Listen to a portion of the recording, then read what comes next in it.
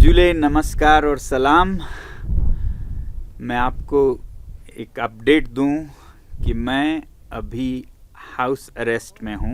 I am under house arrest, actually worse than house arrest. इसके बारे में मैं थोड़ी देर में बताऊंगा। पहले ये कहूं कि मैं सब लोगों को जिन्होंने कल 26 जनवरी को अनशन किया और लद्दाख के जलवायु और लोगों और संस्कृति की संरक्षण है, उसके मत में अलग अलग जगहों से अनशन किया गया एक दिन का। आप देख सकते हैं दूर दराज के गांव में लोग जाके पहाड़ों पर बर्फ़ में सोने लगे अपना समर्थन जताने के लिए, और दूसरी तरफ लोग अलग अलग धर्मों के लेह में, मंदिर में, मस्जिद में, चर्च में, सब जगह पे लोगों ने अनशन की और पूजा की कि हमारी ये जो मांगे हैं लद्दाख के संरक्षण की, वो भारत के प्रधानमंत्री जी तक पहुँचे और वो उस पर कुछ कार्यवाही करे। लद्दाख में ही नहीं, पूरे भारत से समाचार आए, अलग अलग जगहों पे लोगों ने कहीं अनशन, कहीं पूजा की और बाहर सोए। तो मैं सभी का बहुत बहुत धन्यवाद करना चाहता हूं कि आप लोगों ने इतना साथ दिया। जी हाँ, तो मैं हाउस अरेस्ट में किस तरह हूं और उससे बदतर क्यों हैं। अब हाउस अरेस्ट हो तो फिर आपको सब साफ होता है, फिर उसी हिसाब से आपको कानूनी सलाह लेने की आज़ादी होती है या फिर उतना ही सिंपैथी सपोर्ट होता है। मगर यहाँ ऐसा हालत है कि कहने को मेरी हिफाजत के लिए मुझे हयाल हमारे इंस्टीट्यूट में सीमित किया गया है, मगर मेरा मूवमेंट, मेरा आना जाना सब रिस्ट्रिक्ट किया गया है। पुलिस की बहुत भारी प्रेजेंस है यहाँ पर। हुआ ऐसे कि जब मैंने घोषणा की थी कि मैं खारदुंगला पर अनशन करूँगा, तब मैंने सत्कार के भाव से, वरना ज़रूरत नहीं होती है, तो मैंने फिर भी प्रशासन से एक अनुमति सा सूचित करते हुए कहा। और कई दिनों बाद आखिरी दिन में उनका एक पत्र आया कि खारदुंगला पर बहुत ख़तरा है, बहुत ठंड है, जानवर हैं वगैरह वगैरह, कॉक एंड बुल स्टोरी जैसा, और आपको अपने विद्यालय यहाँ हयाल में करना चाहिए। तो मैंने ठीक है सोचा, अगर उनको इतनी मेरी हिफाजत की चिंता हो, मगर ऐसा कुछ हिफाजत की चिंता नहीं है। मैंने एसपी साहब को बताया भी कि अगर खारदुंगला टॉप पर आपको कुछ खतरा लगता है तो मैं बेस पर करूँगा, जो कि थोड़ा नीचे है, और वहाँ पर सारे सुरक्षा और मेडिकल फैसिलिटीज़ भी हैं। मगर उन्होंने ठीक यही हयाल इंस्टीट्यूट, जो कि लेह शहर से काफ़ी दूर है, वहीं पर रहने को कहा। कहीं भी हो सकता था, लेह में भी हो सकता था, वहाँ कोई -40 डिग्री नहीं है। मगर फिर भी मैंने क्या देखा कि 26 जनवरी को जब सुबह बहुत जल्दी 4-5 बजे ही यहाँ पर पुलिस के आवाज़ें सुनाई दी, बस भर के पुलिस, गाड़ियाँ पुलिस की, और मैं थोड़ा हैरान सा हुआ कि ये इतना क्यों हो रहा है। फिर सोचा कुछ इनकी अपने तरीके होंगे। बाद में मैंने पुलिस के एक अफसर से पूछा कि ये किस लिए है, मुझे भी बता दीजिए कि क्या है इसका मकसद, क्या मुझे रिस्ट्रिक्ट किया जाएगा या मेरी हिफाजत के लिए। तो वो बहुत ज़ोर से बोलने लगे, नहीं नहीं नहीं, ये सिर्फ आपकी हिफाजत, आप इतने बड़े शख्सियत हैं, आपको हम पूरे हिफाजत से रखना चाहते हैं। उसी तरह हमने एक SHO साहब से फ़ोन करके पूछा और साफ कि क्या ये हमारा मूवमेंट रिस्ट्रिक्ट करना के लिए है, हम कहीं आ जा नहीं सकते हैं। फिर उन्होंने कहा कि नहीं, आपका मूवमेंट रिस्ट्रिक्टेड करने के लिए नहीं है, ये सिर्फ आपके सुरक्षा के लिए है। तो मैंने सोचा कि सुरक्षा के लिए है तो कोई ख़ास सीरियस बात नहीं है। तो उसी समय मुझे लेह में जो चोखांग विहारा है, बहुत बड़ा मंदिर है बौद्ध धर्म का, सबसे बड़ा, सबसे पवित्र, तो वहाँ पर अनशन कर रहे थे सभी लद्दाख के लोग एक दिन का, इस 6 शेड्यूल के मांग के समर्थन में, जिसका अनशन मैंने शुरू किया था। तो वहाँ से आई संदेश कि आप यहाँ आइएगा, लोग आपका उम्मीद कर रहे हैं, आप इतना कर रहे हैं। तो मैंने सोचा मैं जा सकता हूँ। मैं यहाँ से उस मंदिर परिसर में गया और लोगों के साथ पूजा में बैठा 1-2 घंटे, और उसके बाद जब वो ख़त्म हुआ पूजा, लगभग 9:30-10 बजे लोग चले गए, और उसके बाद फिर पुलिस के 6-7 कर्मी आके पहले तो मुझसे बहुत विनती करने लगे कि आप ऐसा कैसे आ गए यहाँ पर, वहाँ आपके जो कैंपस में सुरक्षा बल है उनकी तो नौकरी चली जाएगी, हम पे तो बहुत दबाव है, आप चलिए। और फिर धीरे धीरे वो खींचने लगे, धक्के दे के लेने लगे, और यहाँ तक कि उस परिसर का दरवाज़ा बंद था, ताला लगा था, तो वो मुझे दीवार के ऊपर उठाकर, कई लोगों ने उठाकर फांद के धकेल के ले गए। देखने की बात ये थी कि 26 जनवरी जिस दिन हमने संविधान अपनाया, उसी दिन इन सारे नियम कानूनों का हनन हो रहा था, चिथड़े चिथड़े हो रहे थे। पुलिस के जवान बहुत ही विवश और मजबूर नज़र आ रहे थे, क्योंकि वो ऊपर के दबाव के कारण सही गलत सब उनको करना पड़ रहा था। वो खुद बहुत परेशान थे।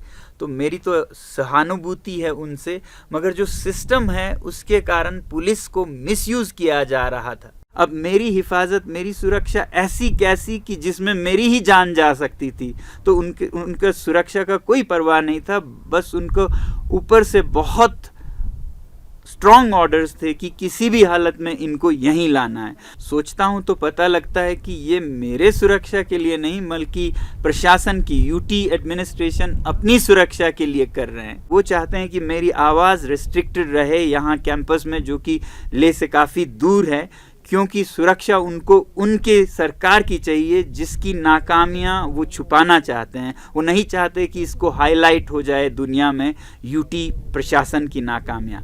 अब मैं आपको मजबूर होकर बताना चाहूँगा, अभी तक नहीं बताया, कि लद्दाख में यूटी की क्या हालत है। 3 साल से जो यूटी प्रशासन है वो बहुत ही नाकाम रही है। हर आदमी आप अगर देखें तो दुखी है।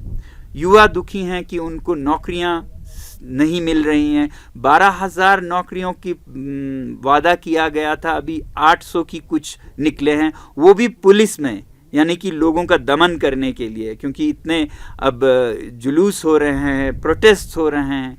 वहाँ लोगों में डर है कि उनकी ज़मीनें अब उनके हाथ में नहीं हैं। पॉलिसीज़ किसी भी चीज़ पे नहीं बनी है। मतलब 3 साल में कुछ भी यूटी में लगभग नहीं हुआ है। हाँ, फंड्स बहुत बड़े, यूटी के बहुत बड़े, 6,000 करोड़ का फंड है ऐसा कहा जाता है, मगर इतना ढीला ढाला प्रशासन है कि इसका बहुत बड़ा हिस्सा तो वापस चला जाता है लैप्स होके। हालांकि कहा गया था कि लद्दाख का बजट नॉन लैप्सेबल होगा। अब ये 6,000 करोड़ एक आदमी के डिसीजन पर है, लेफ्टिनेंट गवर्नर के, वो जहाँ भी खर्च करें। लोगों का इसमें कोई भागीदारी नहीं, कोई डेमोक्रेसी नहीं। एक हिल काउंसिल यहाँ पर है, लेह में एक, कारगिल में एक, उनको मिलता है कोई 500 करोड़, यानी कि 8-9% जो बजट का है वो जनता के चुने हुए प्रतिनिधि फैसला करते हैं। बाकी 92% पे एक लेफ्टिनेंट गवर्नर अपना मनमानी करते हैं, मैं तो कहूँगा, क्योंकि ये पैसे जब खर्च नहीं हो रहे हैं तो वापस जा रहा है। इससे लोग बहुत परेशान हैं। जब यूटी को 3 साल हुए तो एक सर्वे किया गया था, जिसमें लोगों से पूछा गया, आप यूटी सरकार के 3 साल के काम को 5 में से कितने नंबर देंगे। 95% से ऊपर लोगों ने 1 या 0 दिया। तो ये हालत है लोगों के ज़ुबानी। इसको छुपाने के लिए वो भरसक प्रयत्न कर रहे हैं कि मेरी आवाज़ को रोका जाए। और 6 शेड्यूल, जो कि एक जायज़ मांग है, कोई पॉलिटिकल पार्टी नहीं है जो इसके विरुद्ध हो। मैंने आपको कहा था बीजेपी के तो ये पहला चुनावी मैनिफेस्टो का मुद्दा है 6 शेड्यूल संरक्षण। कांग्रेस, आम आदमी पार्टी, नेशनल कॉन्फ्रेंस, सब के सब इसके लिए आवाज़ उठा रहे हैं। तो फिर ये पॉलिटिकल नहीं है, मगर फिर भी कोई 6 शेड्यूल की आवाज़ उठाए तो उसे FIR कर दिया जाता है। 1 साल पहले कुछ पत्रकार जिन्होंने 6 शेड्यूल के ऊपर कुछ अप्रूवल दिए सोशल मीडिया पर, उन पर एफआईआर निकाल दिया। कोई प्रोफेसर्स जिन्होंने अपने प्रोफाइल में 6 शेड्यूल की मांग का जिक्र किया, उन्हें कहीं का कहीं ट्रांसफ़र कर दिया गया। और यहाँ तक कि एक एंटरप्रेन्योर हैं जिन्होंने सिर्फ ये कहा कि अभी तेल और चावल महंगे हो गए हैं, उन पर एफआईआर कर दिया गया। ऐसी मनमार्जी चल रही है। और उससे भी हैरान कुन ये है कि जब उस एंटरप्रेन्योर ने एफआईआर को नकार दिया, उस पर कुछ भी नहीं किया, तो वो एफआईआर हवा में ही ख़त्म हो गया। और आज इस साल उन्हें स्टेट अवार्ड दिया गया। तो जहाँ जो भी दो, अंधेर नगरी बनाना रिपब्लिक सा बन गया है। कहीं एफआईआर निकाल दो, डर जाए तो, नहीं तो पुरस्कार दे दो। आज ही का समाचार है अभी कि आइस हॉकी का मैच हो रहा था लेह में, और वहाँ स्टेडियम में कुछ युवाओं ने 6 शेड्यूल पुकार कर मांग करना शुरू किया किसी बात पर, और पुलिस ने उन्हें पकड़कर थाने में ले गए हैं। 3 पर एफआईआर चल रहा है, ऐसा बताया जाता है। तो 6 शेड्यूल कहना कहाँ का जुर्म है? ये तो वही 6 शेड्यूल है जिसे हर पार्टी ने अपने टॉप मैनिफेस्टो में रखा था, सरकार ने भी। तो ये कैसे मनमार्जी का कानून है, अंधकार का कानून है कि आप 6 शेड्यूल कहें तो आपको थाने में ले जाएं। अगर ऐसा ही होता रहा तो बदकिस्मती ये होगी कि लद्दाख जैसे इलाके में, जो कि बहुत ही संवेदनशील है, जहां लोग इतने राष्ट्रभक्त हैं, वो एलियनेट हो जाएंगे और फिर क्या पता मिलिटेंसी तक ना पहुंच जाए, ऐसा मैं डरता हूं। इसलिए मैं तो ये कहूँगा अमित शाह जी से, कृपया आप हस्तक्षेप कीजिए। आप तक बातें नहीं पहुंचती होंगी, ज़मीन पर लोग बहुत दुखी हैं इस यूटी से, जिसके मन मर्जी से लद्दाख एक अंधेर नगरी सा बन गया है। वैसे ही यहाँ मुझे बताया जा रहा है कुछ नहीं है, सब नॉर्मल है, आप अनशन पर हैं, हम आपकी सुरक्षा के लिए हैं। मगर यहाँ 5 किलोमीटर दूर से जो भी यहाँ आते हैं उन पर गाड़ियाँ चेक की जा रही हैं। जो यहाँ आ जाते हैं उनका नाम लिखा जा रहा है। आज ही इंडिया टुडे ग्रुप से एक जर्नलिस्ट का ग्रुप आया था, उन्हें मुश्किल से आने दिया गया और कहा गया कि 30 मिनट ही मिलेंगे आपको। ऐसा कोई नियम कानून है कि जर्नलिस्ट को आप बताएं कि आप 30 मिनट ही मिल सकते हैं? वो बेचारे वापस चले गए क्योंकि 30 मिनट में कुछ नहीं हो सकता था। तो इसी तरह वो काटना चाहते हैं ऐसे हर अवसर को, जिससे कि मेरी आवाज़ दुनिया तक पहुंचे और जिससे कि हाईलाइट उनके नाकामियों पर हो। ये बदकिस्मती है, दुर्भाग्य है कि मुझे अब के जो हालात बन गए उसके कारण ये सब बताना पड़ रहा है, क्योंकि मैं ये अवॉइड कर रहा था। मैं तो केवल पर्यावरण और उसके संरक्षण तक अपने आप को सीमित कर रहा था, मगर जिस तरह से उन्होंने मुझे अब एक तरह से रिस्ट्रिक्ट कर रखा है, मुझे लगता है कि ये आवाज़ आप लोगों तक पहुंचने की ज़रूरत है। मैं चाहूँगा कि आप लोग भी इसके लिए आवाज़ उठाएं। भारत एक बनाना रिपब्लिक नहीं है, भारत विश्व का एक सबसे अग्रसर देश है। उसमें एक जो उसका सर का ताज है, वो अगर अंधेर नगरी बन जाए तो दुनिया के लिए हम क्या बताने के काबिल रह जाएंगे। बहरहाल मैं आप लोगों का बहुत बहुत धन्यवाद करता हूं और आपसे विनती करता हूं कि आप भी मेरी आवाज़ को आगे पहुंचाएं, प्रधानमंत्री जी तक पहुंचाएं, ताकि वो उनका ध्यान लद्दाख पर जाए और ये जो हालात हैं उन्हें ठीक करें। और दूसरी बात जो मैं कहता आया हूं कि वो लद्दाख के नेताओं को तुरंत वार्तालाप के लिए बुलाएं और एक नतीजा कुन फैसला दें लद्दाख के संरक्षण के बारे में, जो कि 6 शेड्यूल में निहित है, भारत का संविधान है। तो यूटी प्रशासन का ये चाल है कि मैं खारदुंगला तक नहीं जा पाऊँ और मेरी आवाज़ देश तक, देश के प्रधानमंत्री तक नहीं पहुंच पाए।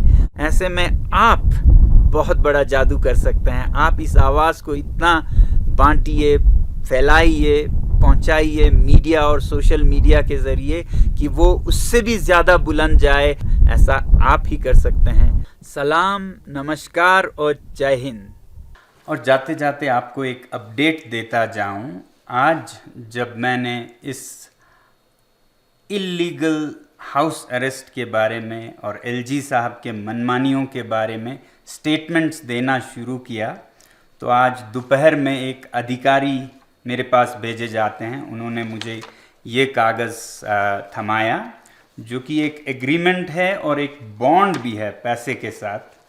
अब देखिएगा वो क्या कहते हैं, इस पे मुझे साइन करना है। That I undertake that I will not make any comments और इशू स्टेटमेंट्स और make public speeches, hold participate in public assemblies, any activity related to recent events in Leh district at present time, since it has potential for endangering peace.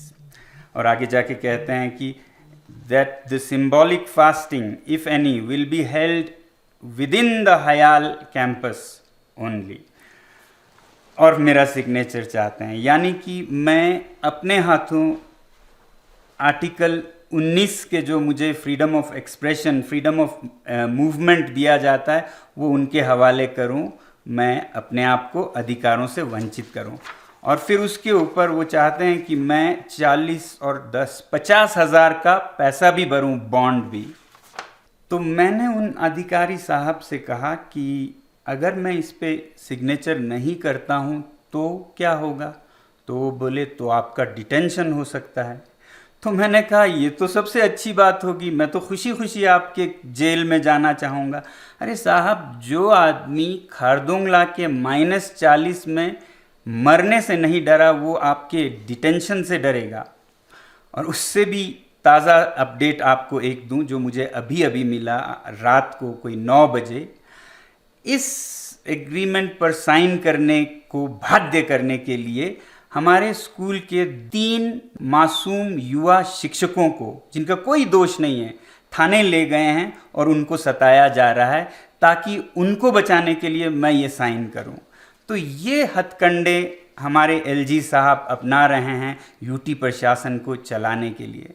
LG साहब, इस दर पर तो मैं कहूँगा आप बहुत मेहनत कर रहे हैं लद्दाख जैसे शांत क्षेत्र में भी मिलिटेंसी का बीज बोने के लिए। जिस तरह आपने नौजवानों को बेरोज़गार रखा है, फिर उन पर एक के बाद एक जुल्म सितम ढाए जा रहे हैं, ऐसा हो भी सकता है, मगर याद रखिएगा हम आपको कामयाब नहीं होने देंगे। और मैं ये भी कहना चाहूँगा, आज मजबूर हूँ, सोच भी नहीं सकता था कि मैं ऐसा कहूँगा कि इस यूटी, आज के यूटी से तो हम जम्मू कश्मीर में ही बेहतर थे। मगर ये भी बताऊं कि कल का यूटी मुझे उम्मीद है कि बहुत ही सुनहरा यूटी लद्दाख होगा। और एलजी साहब, आपको ये भी बता दूं कि इस ईगो वॉर में आपने मुझे हाउस अरेस्ट में तो रखा है, आपने 20-15 पुलिसकर्मी यहाँ तैनात किए हैं। आपको ये ख्याल है कि ये पुलिस के नौजवान कितने पिस रहे हैं? ये 3 रातों से -20 में इधर चक्कर लगा रहे हैं, बिना किसी टेंट के, बिना किसी हीटिंग के। उनका मिसयूज सोच सकते हैं तो उनका वेलफेयर भी थोड़ा बहुत सोचते, उनको कोई तंबू, टेंट, हीटर दे देते तो आपका बहुत मेहरबानी होता। धन्यवाद।